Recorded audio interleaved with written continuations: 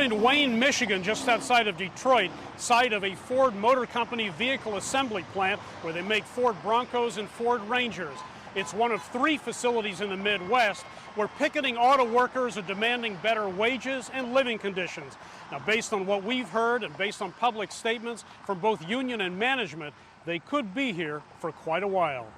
Nearly 150,000 workers are employed at Ford, General Motors, and Stellantis assembly plants, but only 12,700 of them at facilities in Michigan, Missouri, and Ohio have walked off their jobs, at least initially.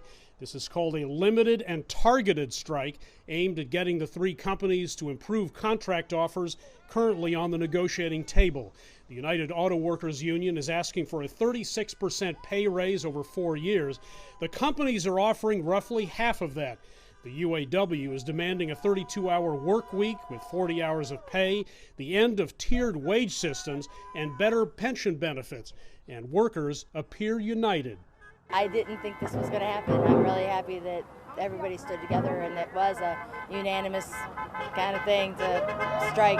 As long as it takes for us to get a fair contract. Meantime, companies say what they're offering is unprecedented, that UAW proposals would be extremely costly and make car makers uncompetitive with Tesla, Toyota, and other non-union rivals, and that the UAW is negotiating in bad faith.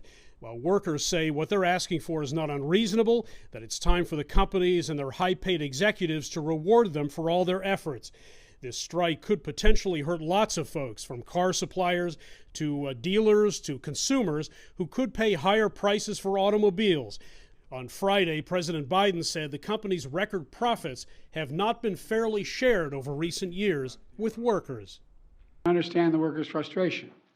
Over generations, auto workers sacrificed so much to keep the industry alive and strong, especially through the economic crisis and the pandemic.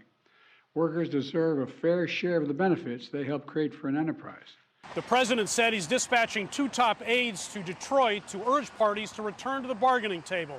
There's a lot riding on this for him politically and certainly for the country.